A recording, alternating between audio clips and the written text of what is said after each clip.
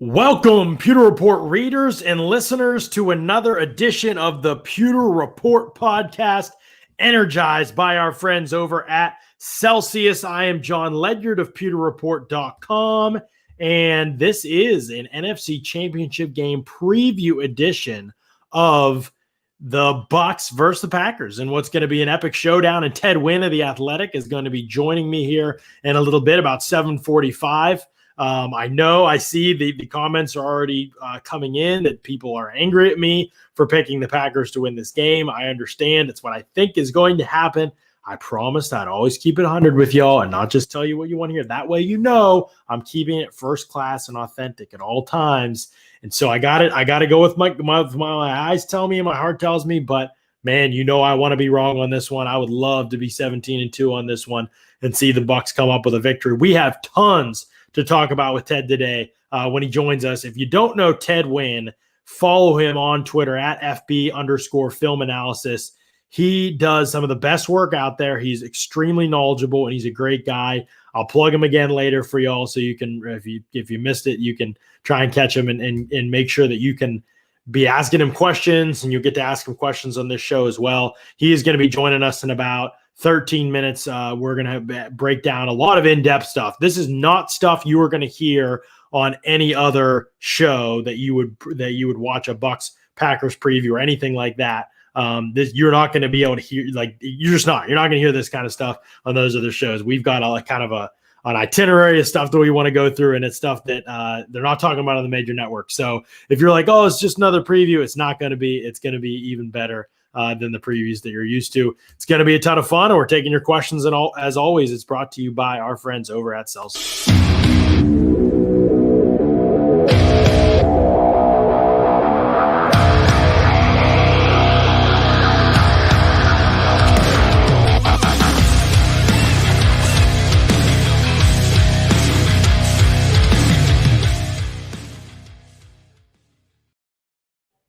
Dustin Poirier and Conor McGregor, big fight coming up, and you can see Dustin enjoys his Celsius, as does your boy, drinking the strawberry dragon fruit today. If you don't know, Celsius powers active lives every day with essential functional energy. What's great about Celsius? I wish I had all podcasts. I'll give it to you real quick, the bullet points. Celsius, especially this heat edition that's running right now, there's no sugar in it. So you're not getting fueled by the sugar. You're getting fueled, that energy that you're getting fueled by when you have a Celsius. You're not going to have that crash that you get with other energy drinks after. So it's awesome. They also taste amazing. There's tons of different flavors. So I can't tell you how much they energize you for your workouts, and they give you a kind of everything that you need to be able to maximize those opportunities in those parts of your day. And if you're feeling that lull in the afternoon, man, they just help you get over that. They really do. And there's not that crash afterward, like I said. So I'm telling you, Celsius, you can check them out if you want to buy them. There's convenience stores all around you. You probably have them if you're in the Florida area. But you can go to Celsius.com, use their store locator, put your zip in real quick and check and see where you can find those Celsius stores near you. Or you could just order them on Amazon. Order the variety pack. And you'll get a ton of different flavors. Scott just did that for his daughter. He just sent it to her out in Kansas State, and she got this variety pack and she's already loving them, and she's asking about other flavors. And so, yeah, it's fun stuff. Celsius, especially the heat. Strawberry dragon fruit right here. You've heard me talk about blueberry pomegranate. It's all deadly. So make sure you all check that out. It's good stuff for sure.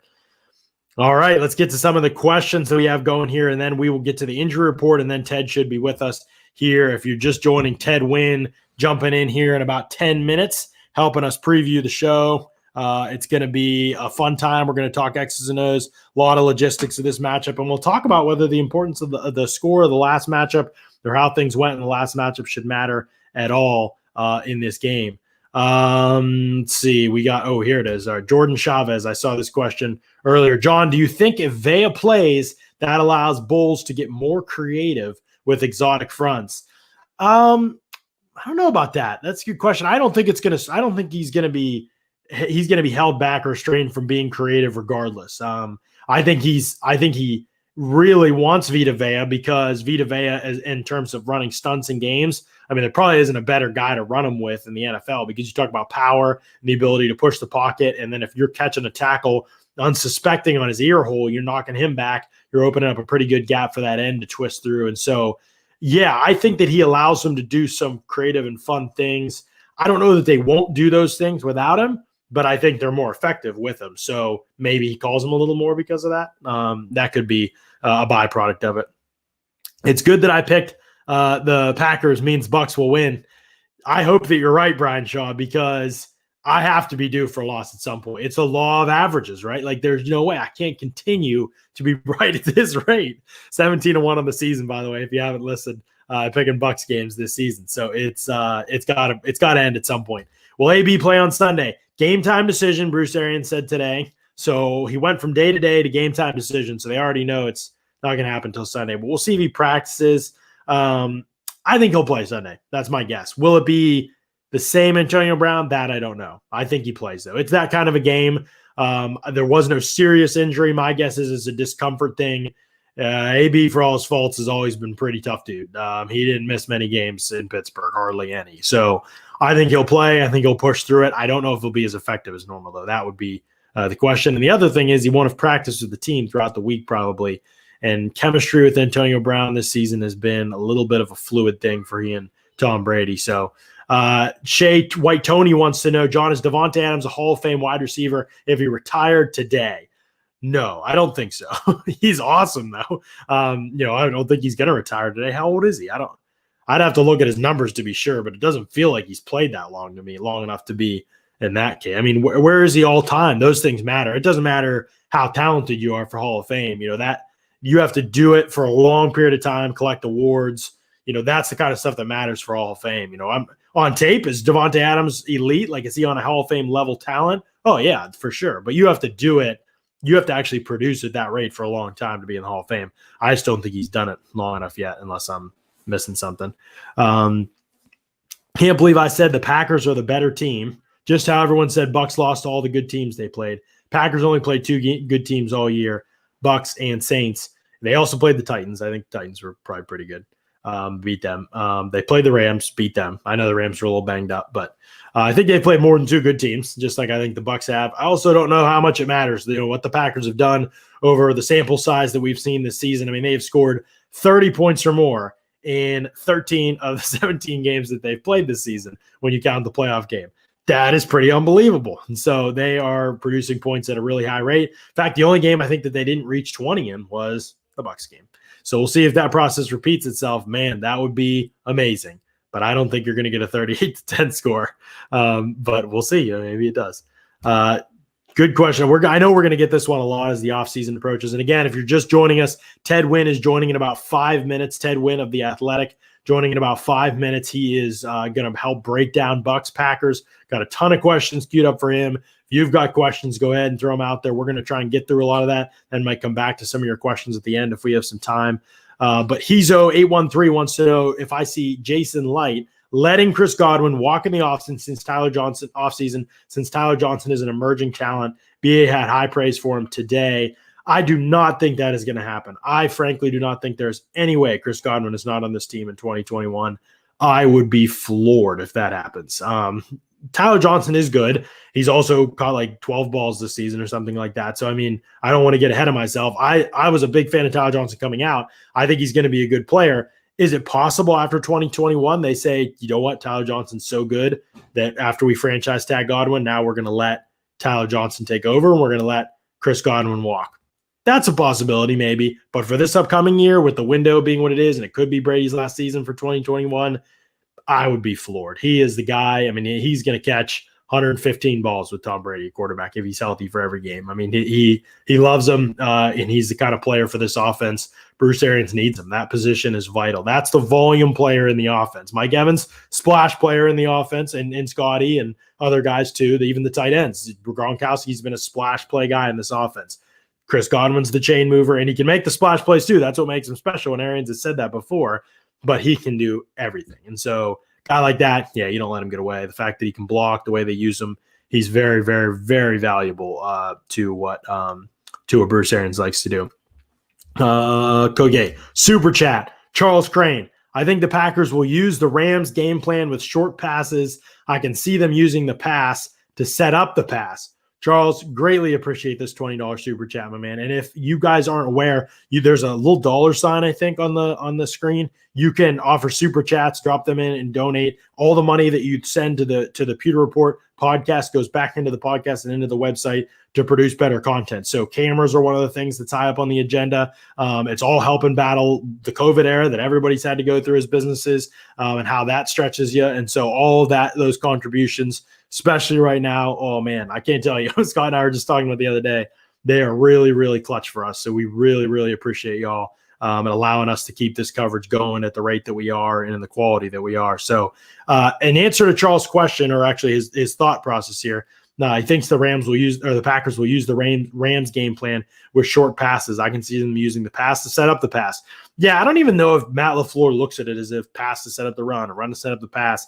I think he's just playing with the way they want to play. I mean, the Packers do so many different things. And I said this yesterday on the show too. Scott and I previewed this game, and you can go back and listen to that too. But I said, man, there's just so much that the Packers do well. It's hard to even know like where to draw the line in some ways. Like, what do you take away first? I just think you have to do Rodgers. We do it with Rodgers because he's the most talented guy.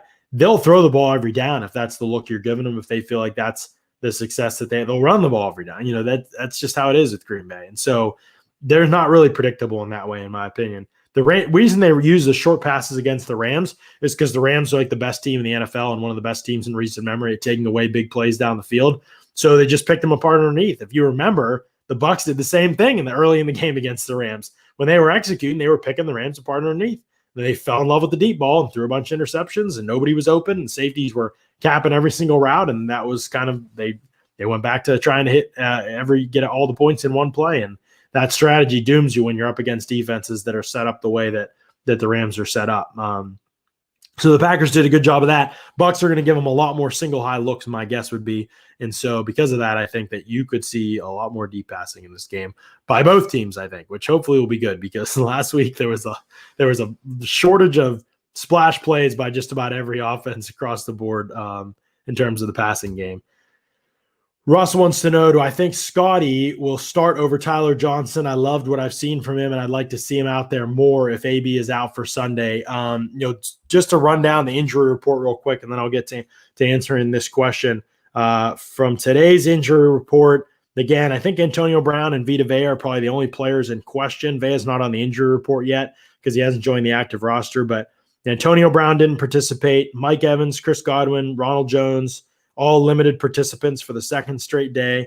Jeremiah Ledbetter, full participant, so he looked like we might get the fifth defensive tackle back from a calf injury. Ali Marpet, with a pec injury, was a full participant today as well as yesterday, and Sean Murphy-Bunting was limited each of the last 2 days. JPP did not practice again. That's neither practice this week. Is he gone? Jordan Whitehead, limited. And Antoine Winfield was added to the injury report with an ankle injury, but he was a full participant in practice. For the Packers, Chris Barnes, who's a pretty good linebacker for them, limited participant. Mason Crosby, a shoulder injury, their kicker, is a limited participant as well. A.J. Dillon, running back. Kingsley Kiki, one of their rotational defensive tackles. Alan Lazard, one of their starting wideouts. All those guys were limited participants. Mercedes Lewis, the blocking veteran tight end, did not participate after being a limited participant on Wednesday, so he's kind of maybe trending in the wrong direction. Will Redmond, the nickel corner, also went from full to limited today. Zadarius Smith was limited. EQ St. Brown, the wide receiver, was limited. Ricky Wagner, their tackle, was limited, and Jamal Williams, the running back, was limited. So they have a lot of key contributors that are limited too. So do the Bucs. I think it's more precautionary stuff. I would imagine you'll see just about everybody I read play in this upcoming game. And instead of the question about Scotty Miller, I think it's going to be both of them. It's been both of them in the wide receiver 4 role. They haven't really just given that to Scotty. Tyler Johnson is way more versatile. So it really depends on how the Packers are playing, how they want to attack them. Scotty Miller is kind of the outside receiver guy. They don't really play him as much in the slot. If they need a slot, they're going to play Tyler Johnson more. So it depends on what they're doing. If they're running a lot of screens and things like that, Tyler Johnson's going to be the guy to play. If they get down in the red zone or they're running the football more, I think you'll see Tyler Johnson play more snaps, Scotty could play more or an equal amount of pass plays. Let's put it that way. Hoswai Juke. Again, Ted Wynn joining us from The Athletic very shortly here. Hoswai Juke wants to know, is there a way to take advantage of Rodgers' propensity to not throw in rhythm? Not on time to the first and second read. Been less of an issue this year, but it still happens. Yeah, it was great when he was doing that, but he's not doing that anymore as much. He has been extremely on point and getting the ball out on time, and it's been a big reason why their offense has been as successful as it's been this season and been such a fun offense. So it's harder. It's a lot harder to disrupt them. But to join us and tell us how to disrupt Aaron Rodgers, the man, the myth, the legend himself. Ted, can you hear me okay? Maybe we don't have him yet. Yeah, Ted, I just caught the man, the myth. Can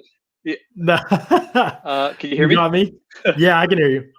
Yeah, I can hear you. Okay, I just caught the man legend part, but that's good enough for me. I just know I got a good intro. So that's right. I've been telling the people that you were about to arrive here on the show and tell us kind of about this game. I mean, there is so much to talk about, but first I want to make sure everybody's aware of Ted and his work and his analysis. He does some unbelievable work. In fact, I'm going to see if this works. If you have a subscription to The Athletic, you are going to definitely want to read. I'm dropping it in the chat, the link to this article that Ted and Shell wrote this week about this matchup between the Packers and the Bucs. And it was so intricate, Ted, because you guys went in such great detail about this game.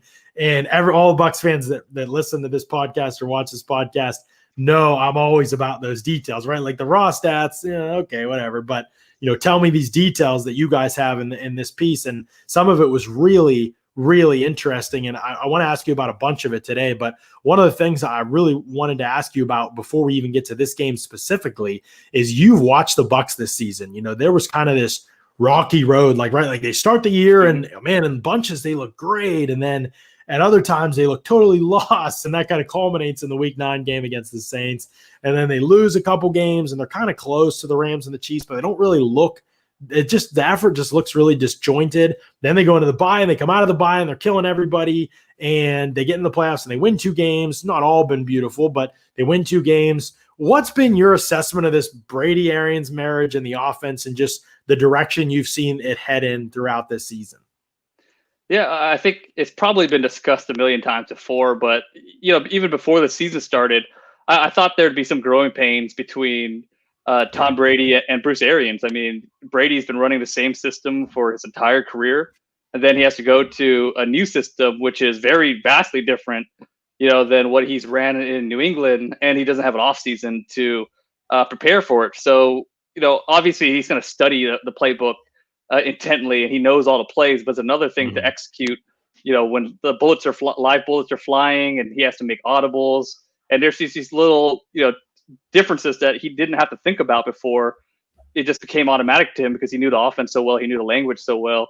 Now it just takes maybe an extra half a second to register, or maybe there is a little bit of confusion. And I think it took some time to kind of get used to the new offense and to kind of get used to throwing the ball deeper than he used to, not having the luxury of just those underneath running back option routes that he did so much in New England, because the Bucs just had so much trouble catching the ball from the running back position this season. Such an adventure every time you throw to a running back. And it seems like every time the backs do catch the ball, they seem to have a good offensive performance too. So, there was just some growing pains. I think they started hitting their stride towards the end of the season. And, you could say they had some offensive struggles in the last few weeks, but they also played a few pretty good defenses in the last few weeks too. They played the Falcons in week 17, and I think the Falcons made some legit defensive improvements after Dan Quinn was fired. And then obviously the Washington Redskins Washington football team have one of the best defenses in the NFL, and the Saints have one of the best defenses in the NFL. Right. Yeah, it is interesting because you're right. Like they were, killing Detroit and Minnesota and even the Atlanta people didn't really, like you and I knew, like the defense had made adjustments, but people like, oh, they're 4-2 12 or whatever they are. And, and so it's like, oh, who can they actually beat somebody good? And then sure enough, they get a playoff game against the team with a losing record. So it's like, oh man, that doesn't prove anything. To some people that wouldn't prove anything, but you're right. Washington's defense was outstanding all season. And the Bucs really, did whatever they wanted offensively until they got in the red zone, 1 for 5 in the red zone in that game, which was a little bit troubling, or I think it was 1 for 5 in that game. And so, I wrote an article actually this week about some of the red zone woes that the Bucs have had recently and how they're almost all just execution errors right now, and not a lot of like coaching problems or like route combination problems, in my opinion. Just players got to catch the ball, and they're just off on a few plays, and somebody fell down on a route and things like that. But you're right, like overall, the cohesiveness has started to show itself more often. But I want to talk about this red zone thing too, because if there's a game, Ted, where it really matters, it's this one against Green Bay. I mean, the Bucs are 6 for 16 in the red zone, and there's some wiggle room with that. Look, there was a kneel down against Atlanta that for some reason in 2021 we can't take that out of stats. I don't know why, but there's a kneel down that counts against them, and there's some disclaimers with that. But again, they haven't executed in the red zone like we were used to seeing throughout the season when the Bucs were up over 70%. Which we thought was good, but the Packers were like up over 80% Ted in the red zone in the regular season. I mean, it is a special thing to be that high. I mean, I think it's the highest in recorded history based on most of the research that I was looking at and doing. I don't know if somebody has some stats somewhere that I don't know about. What has made it so tough to stop the Packers in the red zone where they score a touchdown almost every time they're down there? Well, it's a few things. I think LaFleur is excellent at play design and designing and scheming guys open and just creative ways to use motion and create deception in the red zone. And two, Davante Adams he's one of the best against press coverage. I think he is the best receiver against press coverage.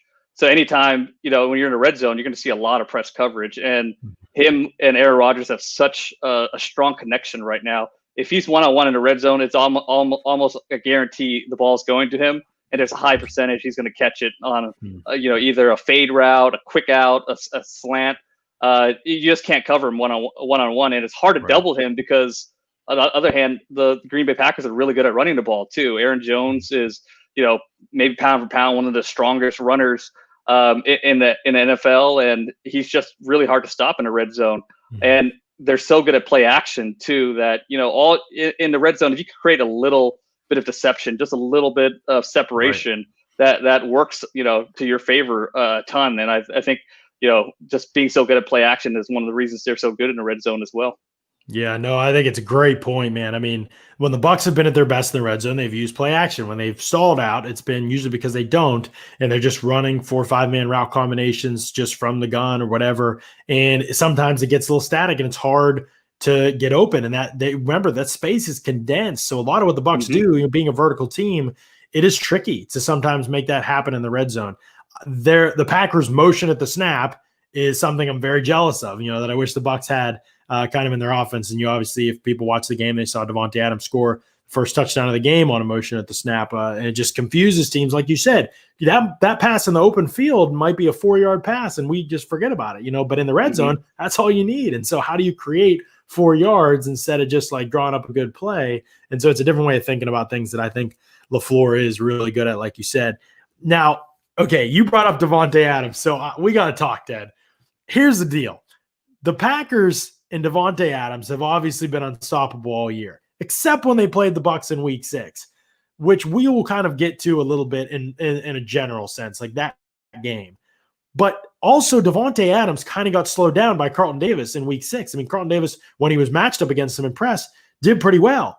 Carlton Davis has done pretty well on everybody that he's pressed except for Tyreek Hill this season. I mean, he was in position a lot of the time. It just didn't matter. But so my question to you is, how do you defend Davante Adams? Do you just double him off the start of the game? Do you press him and have a safety play over the top? Do you need that? He's not truly a speedster. I mean, he can win down the field, but he's not really a speedster like Tyreek Hill. They had to double Tyreek Hill. None of the Bucs corners can run like that, dude. I don't think anybody can. So they had to double in the second half of that game. But how do you defend Davante Adams, I guess? I mean, what would be your game? If you look at the Bucs personnel and the way that the Packers operate as an offense, what do you come in with as your game plan if you're the Bucs? Yeah, I mean, I think you have to double him. Carlton Davis had a probably the best game that I've seen a cornerback play against Davante Adams when he's really started getting going in his career and started kind of cementing himself in that top tier of wide receivers. But he was really physical against him. He was sticky in coverage. He looked like he knew what routes were coming. But I don't think you can, count on that happening again because it happens to Adams so rarely. I do think that you do, test him. You want to see, all right, can Davis handle Davante Adams again one-on-one and see what happens. And if, but you come into the game plan with the plan B too. If Davis not handling, what are we going to do? We're going to put a safety over the top of him. We have to have other items on a menu in case Davis can't do it again. So I would definitely test out Davis one-on-one, see if he can do it early in the game, but then kind of switch things up, especially if you see signs that maybe he can't shut him down for a second game in a row because it's so tough. Right. Yeah, you nailed it. I'm glad you saw the same thing I saw because the first game I was like, man, I think Davante Adams. I mean, I think he's the best wide receiver in the league this year. But Carlton did a good job on him. And here's the thing that drives us crazy, Ted. Carlton Davis hasn't been allowed to play press most of the season. They play him off almost all the time. And it's crazy because Michael Thomas, Allen Robinson, Davante Adams, so there are other guys too, but like all these guys he lined up with him press man, and it was almost impossible to get open on him. I mean, Tyreek Hill's the only guy that actually like got separation on him in press man. That's just because Tyreek Hill is just so freaking fast.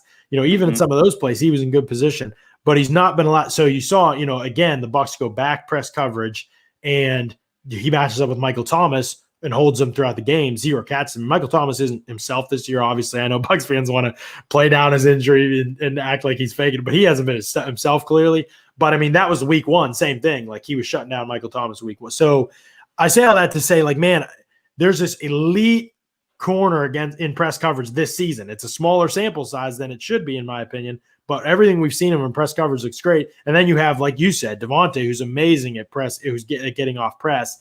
But in some ways, he's the key to the Packers offense. Not that they don't have other guys that can play or anything like that, but isn't he in a lot of ways the key to the Packers offense? And if that's the case, then would your game plan against Green Bay be built upon A, stopping the pass first, and B, stopping Davante Adams, and then kind of seeing what else happens, what they go to, and then reacting to that? Yeah, it's tough because Adams is definitely a major component in the Packers offense, but they've adopted that Shanahan type of philosophy where they're built on the outside zone, they're built on bootlegs and play action, but then they have Adams who they can, whenever they see a one-on-one, they're gonna go to him. And Rodgers is so good at recognizing when he has one-on-one opportunity, and he has ways of attacking those one-on-one opportunities whenever they come up. Also, they have a lot of ways to free him up too. Like they put him in a slot, they motion him on a weak side, or on little option routes too. So it's harder to double Adams. It's one thing to say let's double Adams as much as we can. But another thing where, LaFleur is just so good at creating those one-on-one matchups through play design, it's hard to double them every time. And you have to worry about the Packers run game too. Right. I was telling the fans this yesterday, Ted, and this full well from watching them. Some teams do like one thing that's really good. They do a lot of this play action and it's effective and it's hard to stop. Or they have this diverse run scheme, and Kyle Shanahan's a perfect example when it's just like, the efficiency of the run scheme is better than any other team in the league. Like it's just like you can't even compare the run schemes basically. And then you have teams with motion at the snap and they're great at motion. They do a ton of it. And, they're creative with their player personnel usage. And then it feels like the Packers just do all of it. And they have, by the way, the MVP at quarterback. And it almost feels like, I don't know, like creating one game plan to stop the Packers is almost kind of ridiculous, but at the same time, you have to go in with some sort of a plan. And as we saw in week 6 against Green Bay, the most successful plan against the Packers all season long. And again, you and I know is very well that a 38-10 result is not happening on Sunday, and that game, at least by final score, was an anomaly. But it doesn't mean parts of that game can't be taken and put to use again to achieve a good result. Parts of that process were good for the Bucs, and one of those parts was pressure, right? I mean, you said in your article, which again I linked in there if some people want to scroll up and find it for The Athletic, but you pointed out how Rodgers has just been good, period. It doesn't really matter what you try to do to him. But he's been worse. He's been worse when he's under pressure. And so we talk about defending Adams, obviously, but in terms of stopping Aaron Rodgers, Ted, is there a way? Is it possible to stop the 2021 version of Aaron Rodgers? And B, is pressure the only answer, or is there another way? Yeah, I think what happened in the Bucs game was they got a lot of pressures where they were able to blitz without showing any blitz early in the snap count. So I think part of the reason Rodgers was talking about after the game was they were really lackadaisical coming in and out the huddle. So they got under center pretty late in the snap count, and they couldn't use the hard count. They couldn't really adjust their protections too much. And the Bucs just kind of sat back and they didn't start mugging their linebackers, and it was hard to see their blitzes coming. So I think you do have to blitz him, but you have to be selective when you blitz him, and you have to do a really good job at disguising because by now he's probably studied every Bucs snap throughout the season, so he has all these tells. Right. So a key is you have to be able to draw up different pressures, and you have to disguise and send them. And I think that you can take advantage of David Bakhtiari's injury and sending some pressures to the left tackle and see if he could mentally process some of those pressures coming at him. But again, you have to be extremely deceptive and pick your spots. Yeah, it's funny because you look at the Packers offensive line and you're like, oh, Billy Turner, Ricky Wagner, Lucas Patrick. Like, I know Elton Jenkins is going to be a star. He's already on his way. Maybe he's already there. But like, these aren't household names. Like, this isn't like, the Saints got Teron Armstead and Ryan Ramczyk and, and Eric McCoy. They got all these first, second rounders, Cesar Ruiz and Andres Pete just got paid. And now you look at the Packers and you're like, wait, how is this group? I mean, obviously when Bakhtiari was there, we get that one, but Bakhtiari also hurt in the first time these two teams played during the game. And the Bucs took advantage of Ricky Wagner coming in and really ran some games to that side of the field, some blitzes that side of the field or that side of the line that confused him and stuff. So how the scheme is part of it, right? Like the Packer scheme, you mentioned the boots and the play action, that really helps this offensive line, right? Yeah, for sure. I mean, if you're running a bootleg, you're booting away from the defensive line, and the only way to really get pressure is you send an edge blitz from your nickel or something. You hope you call that right at the right time, right where he's blitzing. Yeah. Play action can be tough on defensive linemen because they see that run action. They're not going to rush upfield. They're going to kind of pause for a second before getting upfield, and that's one of the benefits of using a lot of play action.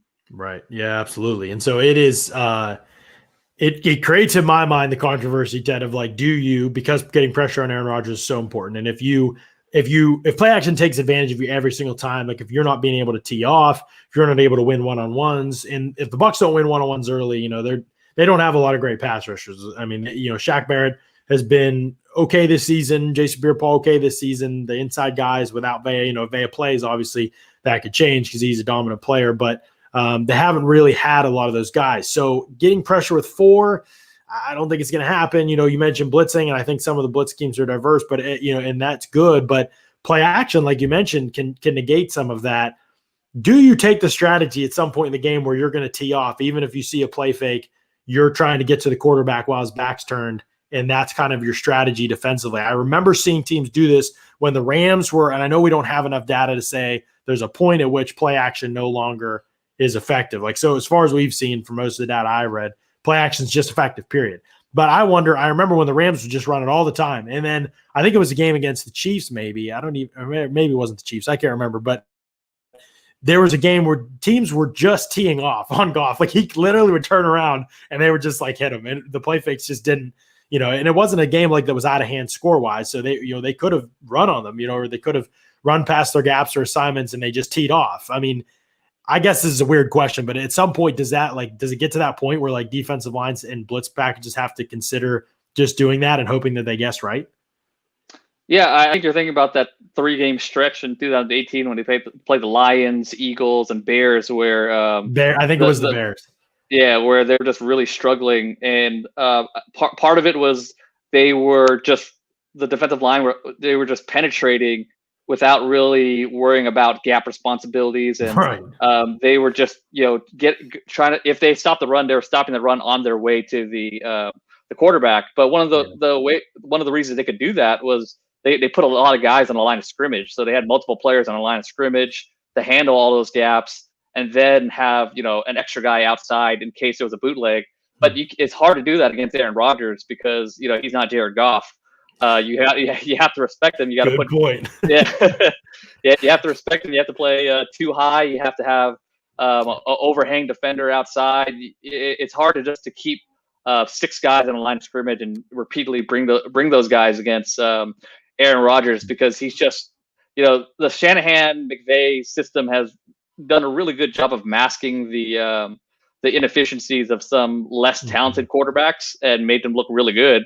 But with Aaron Rodgers, he's a blue chip quarterback in this system that is easy on quarterbacks. So teams are selling out against the run and play action against those guys, but you can't do that against Rodgers. You could do it occasionally and hope to catch him, but you can't do it as a full game plan and just rely on that. Right. And Rodgers, for those who don't know, has not been sacked versus the blitz since week 6 when they played the Bucs. So obviously they figured some things out since then that has been very helpful for them in their offense. Ted, this is a general question. I just want your thoughts on. We've waxed about it on this show. We've waxed poetic about it and talked about my issues with this statistic. But what do you think about quarterback under pressure statistics in general? Like, I see the statistic, so-and-so has this rating under pressure, or so-and-so has this adjusted completion percentage, under pressure. And I have 2 issues with it. Pressure is such a general term. Like, what do you mean by pressure? Like, is it pressure on his edge? Do you even know if he saw the pressure? Did he see his read before he saw the pressure? Because if that's the case, then sometimes he's already made up his mind. His mind might not even be registering what else is happening around him, and then the second thing is, I look at each week at these stats under pressure, and then I go watch the tape, and I'm like, this throw isn't there under pressure. Like, but this is this guy's about to hit him in the face, and he doesn't hit him maybe. But so I guess I say all that to say, like, what do you think about this statistic? Do you put any credibility on it when I see like these numbers, this quarterback's this rank under pressure this season? And I saw most of the season, Aaron Rodgers was down there for PFF near the bottom, and then he's at the top after a couple good weeks. And Tom Brady's been near the bottom, but I watch him throw dimes under pressure all the time. Even if it means something, is it indicative of what's going to happen in the future with that quarterback against pressure? No, it's a very unstable stat from year to year, from, maybe even from a few games to the next few games. Because, when you're under pressure, like you said, there's a lot of different types of pressure. There might be a little pressure on your backside. You didn't see it. You got rid of the ball, or you might have a guy in your face right as you hit, the last step of your drop. So it's hard to define, but I think it's interesting to look at if it's a long trend, like this quarterback has been good under pressure for a long time, but that's hard to do because there's just so many different types of pressure. There's so many things that could happen when you're under pressure. I think it's a good stat to look at, but I think you got to really watch the film to see how a quarterback handles pressure, because a quarterback might have a good game under pressure, but his stats at the end of the day might not look that great. Maybe he did the best he could and got rid of the ball, avoided sacks, but he didn't produce much under pressure. But that's really a good game under those circumstances. Right. Which is why your play with no pressure is such as a more stable stat, because you should have no pressure more often than not, even if you're playing like with a really bad offensive line. So those stats are more replicable, more stable from year to year. Right. Yeah. Talking with Ted Wynn of The Athletic, does some awesome work for them. If you don't have an Athletic subscription, I literally can't recommend it enough. I'm not one of those people that'll recommend you pay for everything that you read and all the stuff, but their prices are amazing, and their content, you're just not going to get anywhere else. You're just not. I mean, it is that good of content. It's creative. It's super well written. They really put time and energy into coming up with good content and not just cranking out articles after articles after articles like some of these aggregate sites. Basically, I think it's a must-have. So go check out The Athletic if you're able, man. Telling you, get a subscription because it's really good stuff, and Ted stuff is the best of the best on there. Ted, we've talked a lot about the Packers and how you defend this team, and we know that it's tricky. We know that it's difficult. The last thing I want to talk about with the Packers before we switch gears real quick over to the Bucs side of the ball, when the Bucs have the ball, is the Packers run game. This is like you said, I mean, there's some wide zone in this, and they've run some crack tosses this season. The Bucs defended those things pretty well when they played them last time in Week 6. But again, it's a small sample size. That game got out of hand in the second quarter. It wasn't necessarily like that. I don't know whether the Packers would have been able to run the ball or not. They had a 25-yarder early in the game. The one successful run I think they had was a fake jet with a split zone, and they pulled Devin White kind of out of his gap with that fake jet motion. But other than that, the Bucs have matched up pretty well with outside run schemes this season because their linebackers are freaks of nature. And so I guess my question to you is the Packers run scheme has kind of evolved this season from what I've seen from that point on. But what's the best way if you're the Packers? Would you try to run the ball? A lot of teams have not tried to run the ball on the Bucs this season because the Bucs are so good against the run. They are number one in the NFL in this defense in neutral situations. The pass rate against them is higher than any other team in the league. And it's not even close just because it's a waste of a play to run against the Bucs most of the time. I don't think the Packers are going to see it that way. This is a really good run scheme. How would you approach it if you were Green Bay and trying to run the ball against Tampa Bay, or would you try to run the ball against Tampa Bay? Yeah, I think that they're going to take a similar approach to what they did against the Rams last week, because I think there's a lot of structural similarities between the Rams defense and the Bucs defense. They're both 3-4. That was interesting that you wrote that, by the way. That interested me. They play a ton of soft coverage, right? They play a ton of soft coverage. They're an odd front, but they react to motions and shift a little differently. So I think against the Rams, they knew that they weren't going to run the ball very well traditionally under center against them, so they really didn't try it that much. Most of their runs came from shotgun, and they were they were starting with two backs in a backfield, motioning one out, and then the Rams inside linebacker would follow them out. So that would leave just a 5-on-5 in the box, and they just ran rampant on them doing that. But I think the Bucs will give up the bubble screen and they'll leave a linebacker in the box. So I think when you see those RPOs, when you see those RPOs, Rodgers is going to be forced to throw those bubbles a lot more. So it's going to be up to those perimeter guys to get off those stop blocks and stop those bubble screens for short yardage, which they did a really good job of in Week 6 when they played. So I think when they're under center, they're not going to run a lot of outside zone. They're going to run more inside zone, duo, and when I talked to Mike McDaniels, the Niners offensive coordinator, and he was talking about a game where they knew they were just, overmatched up front. So they didn't want to go away from the run, but they ran the ball to help protect their offensive line. So they weren't running the ball thinking that they were going to gash the defense. They were just running the ball just to keep the defense honest. And he said we weren't running a lot of outside zone. We were just running a lot of inside plays, just hoping to just plow ahead and get a few yards, keep the defense honest. We weren't really trying to create explosive plays in a run game. So I think you're going to see a similar approach where they'll sprinkle in a few under center runs here and there, but mostly they're going to run a lot of play action. They're going to pass against the Bucs front just because they're so good. And those linebackers are so hard to block on the outside zone. Right. Yeah, you're right. Their range is something else. I mean, the fact that they can get out there like they do, like you said, the Packers could not get hats on them in Week 6, and it was a big issue. I mean, those guys were just free to run to the ball. It was hard for them to pin them down at the second level. Let's flip to the Bucs side of the ball. Okay, so you're the Bucs. You come out of your bye week, and you say, we have a problem. We have been basically 50-50 on first downs run pass. That can't continue because we're the 30th ranked team in EPA, or I think it's EPA and success rate. Basically, they were horrendous on first down. They were scoring points, but it was just because their third down percentage is one of the higher ones in the league. That's typically not sustainable, as you and I know. And even if you do have one of the highest third down rates in the league, that's still only like 50%. So if all your drives end up on third down situations, depending on you to convert third downs, you're probably not going to score as often as you should or be very efficient because you can only get it about half the time on third down, even if you're great.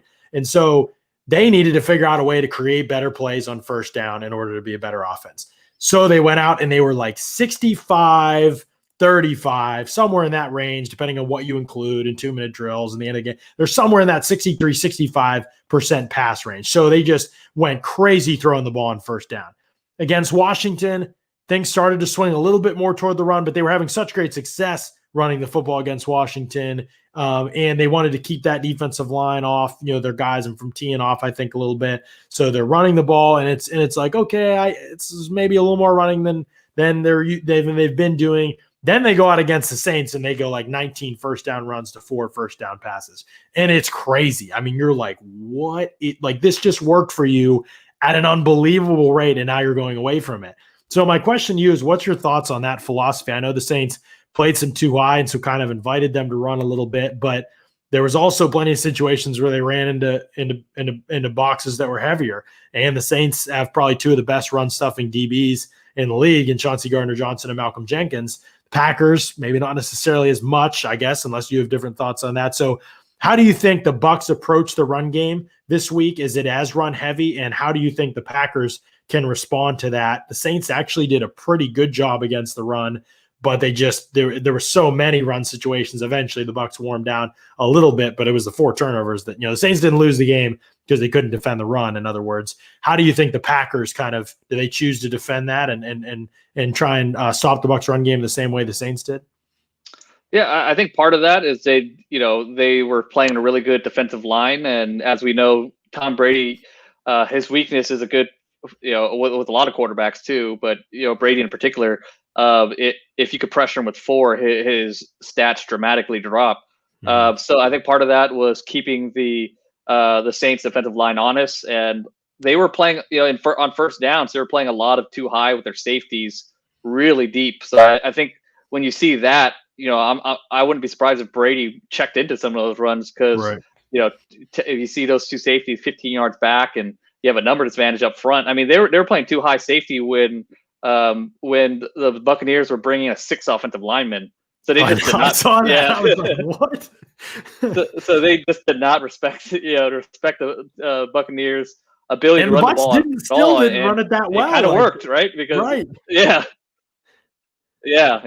So it's just a major weakness in this Bucs offense, and one of the reasons why they struggle in red zone too is because guys just don't respect their run game. Like their linebackers are sitting back in the red zone, their safeties are sitting back in the red zone. There's not a lot of guys on the line of scrimmage as well. So I don't think that they're magically just going to get better at running the ball all of a sudden against the Packers. But the Packers have the same philosophy where they want you to run the ball. They're going to play a lot of sub packages.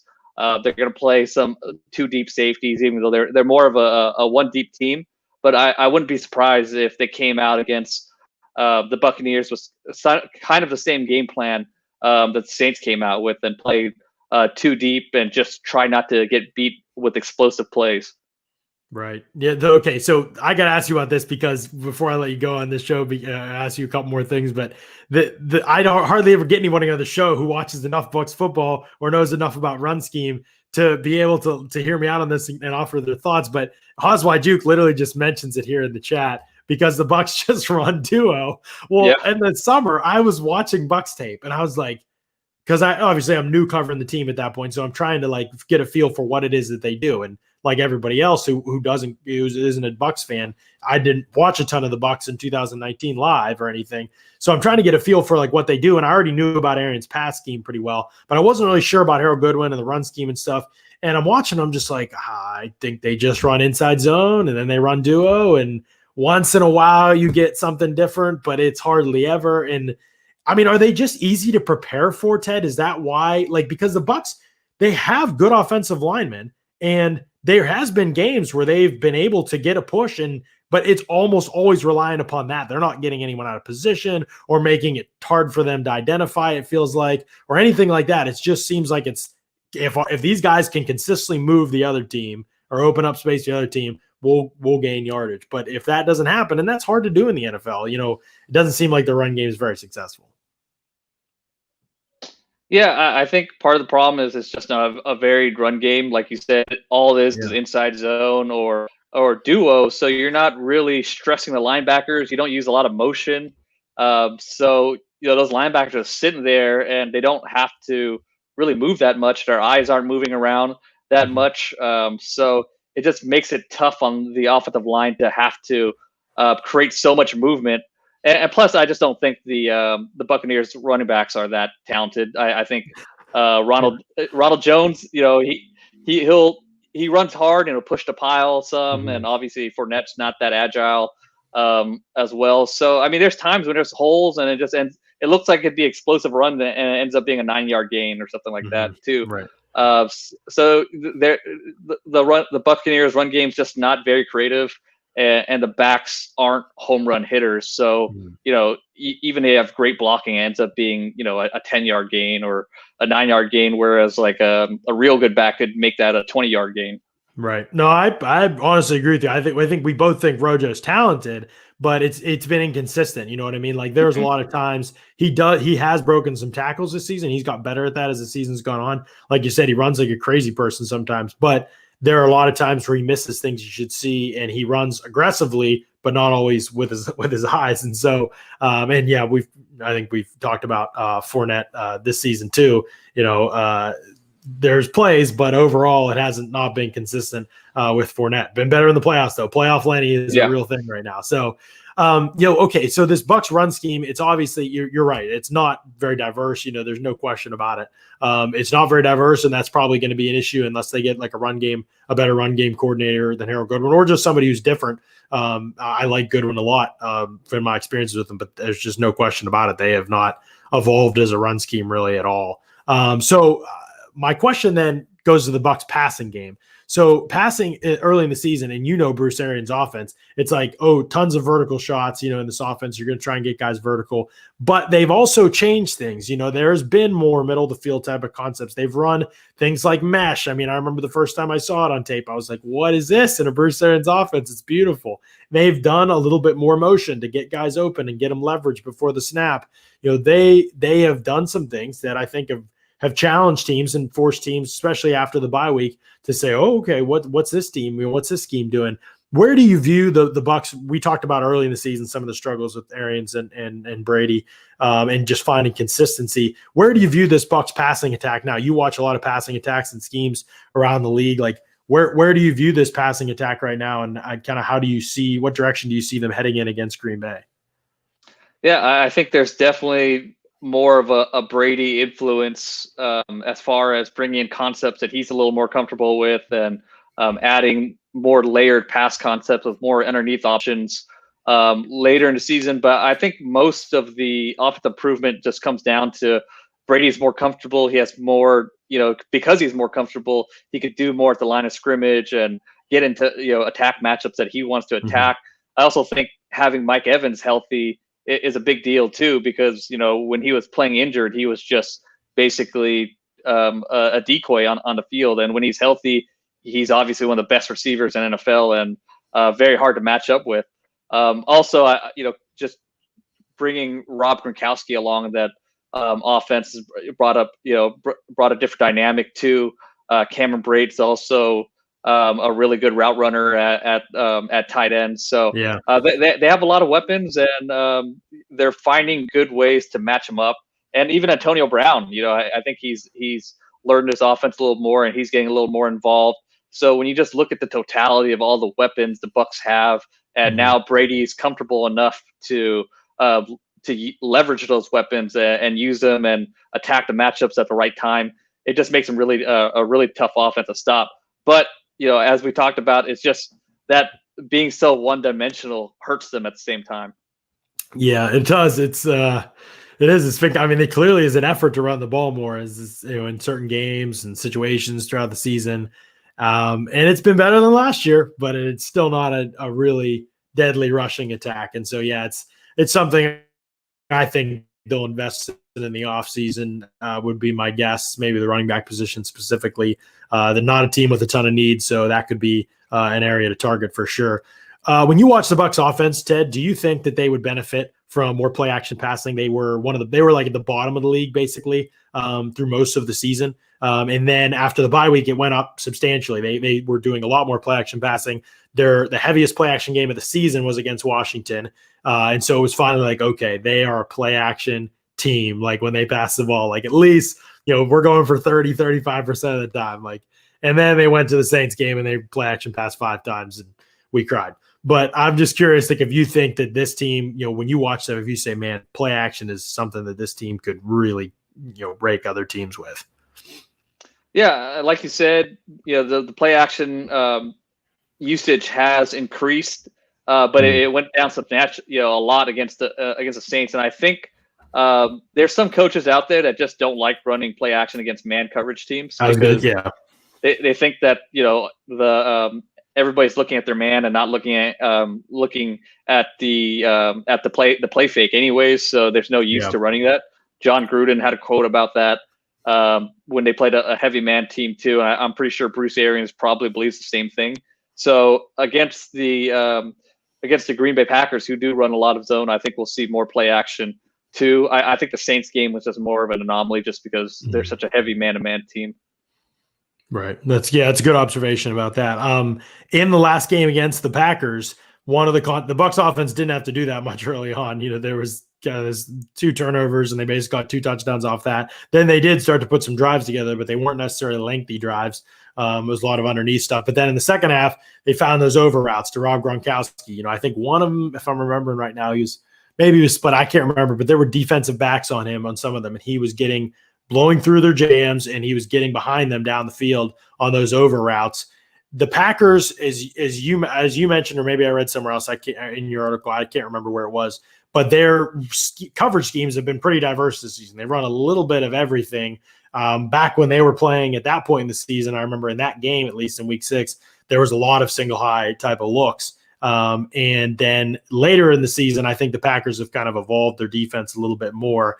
Do you still feel like one of the primary ways that the Bucs can attack this Packers defense, the way that you expect them to defend against the Bucs, is by using some of those over routes and attacking them horizontally some, rather than always trying to hit the vertical shots like they have often in Bruce Arians' offense? Yeah, I think it really depends on what the Packers are going to do. I think those 2 over routes that Gronkowski caught, they were against man blitzes. So they were trying to put some pressure on Brady.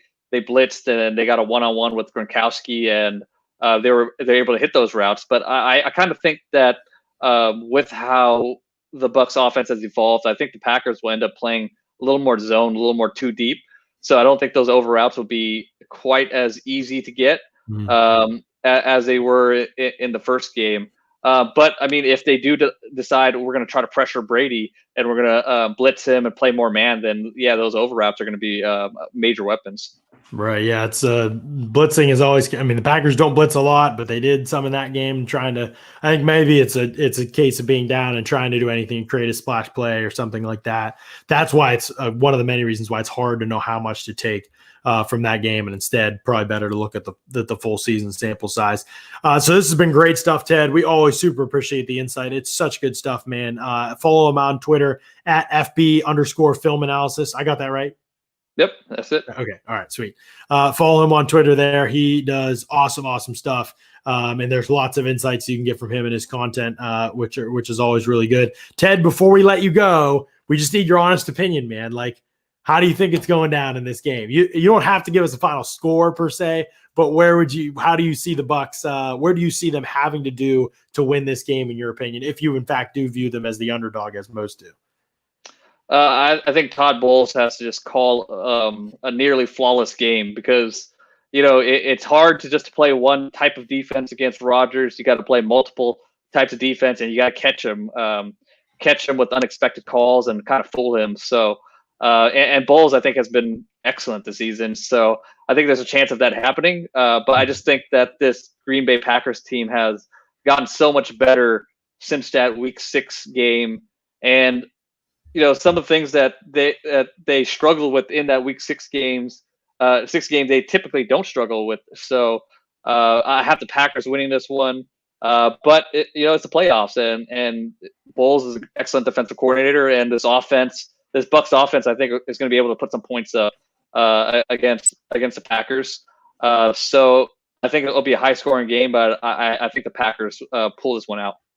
Awesome. I appreciate the insight. We hope you're wrong, but I also picked the Packers to win this game, and fans are all over me too. So that but I think we all know this is going to be a formidable challenge. I think there's no question about that. But no, I think you're right. It's going to take a heck of a game plan from Todd Bowles and Bruce Arians, where I felt like the first game, Washington game, defense left a lot to be desired. And then this past game, offense left a lot to be desired. It's got to come together in this game on both sides of the ball, because the Packers are a lot better than the Saints because of the quarterback, I think, and a lot better than Washington just all around. And so it is going to be a significant challenge. I think you could easily make the case that the Packers are the best team in the league right now. Win or lose the Super Bowl, the way that they're playing right now, it's hard to pick against them if you're any other team. So, Ted, thank you so much for giving us a huge chunk of your time, man. We really appreciate the insights. No problem. Thanks for having me on. Absolutely. Ted Wynn, ladies and gentlemen, does awesome stuff for The Athletic. Really, really appreciate him, and I appreciate him taking that kind of time, man. I mean, that's busy man this week. He has to cover the league, and he has to cover both these championship games and watch a ton of tape and write a ton of articles. He does awesome stuff.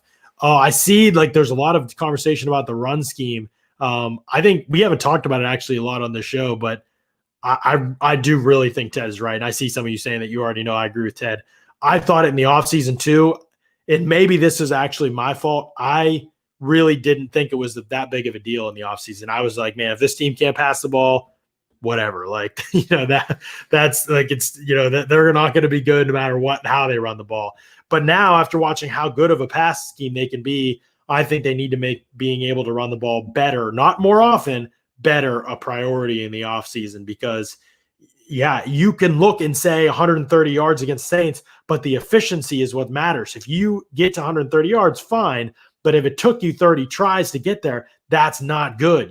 Because again, remember, you were throwing the ball, and look at the Bucs average per completion this season. I think it's like almost 8 yards. That's not even per attempt. It's just per completion is almost 8 yards. So you need to be like doing way better than just 4 yards a carry in the run game. And that's just looking at, raw stats that aren't even as good as some of the advanced stuff that we have, but they just need to be able to run the ball better. They took a step this year in the right direction as a run team. No question that they did, but the scheme is not never. They have to be able to run the ball more effectively moving forward. They have to have a more versatile scheme, I think, to their run game, and it'll take stress off of the offense. A lot of games when they've struggled to hit plays down the field, it's because people just don't respect their ability to run the football. And so it takes them out of what they do best offensively as well.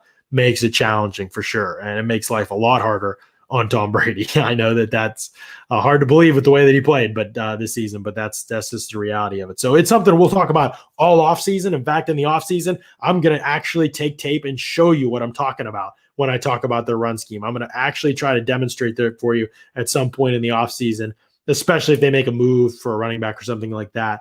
I'll kind of show you what that's going to look like a little bit. We're going to try and do some different things with this show. One of the different things we're doing is we're getting on an app called Locker Room. Locker Room is a new social audio app. It is so much fun. We've had a blast with it recently. It is changing the way we talk sports. It's the only place for live audio conversations. It's live audio conversations about the takes, rumors, news, and teams you care about.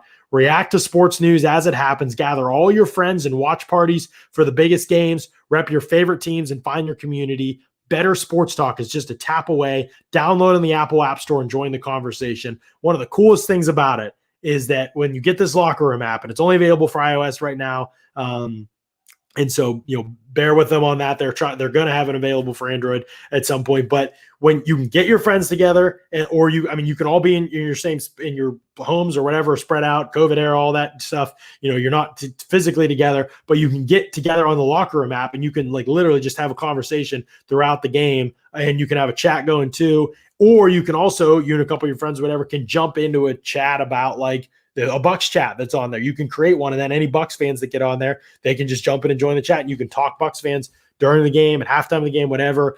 But before the game and at halftime of the game on Sunday against the Packers, we will be going live. Pewter Report will be going live. A bunch of you have followed us and signed up already, but download that Locker Room app, follow Pewter Report, and you can see when we go live, we get on there and fans jump in, they chat. I mean, a bunch of people that are in this, that are on this podcast jump on there and they chat and they offer their thoughts on the game. They ask us questions, they give predictions. And then at halftime, we analyze what's going on. We get in there real quick for 10 minutes and spout off and get all our frustrations out with whatever we didn't like in the first half. And then we go about and we watch the second half. And so it's fun stuff.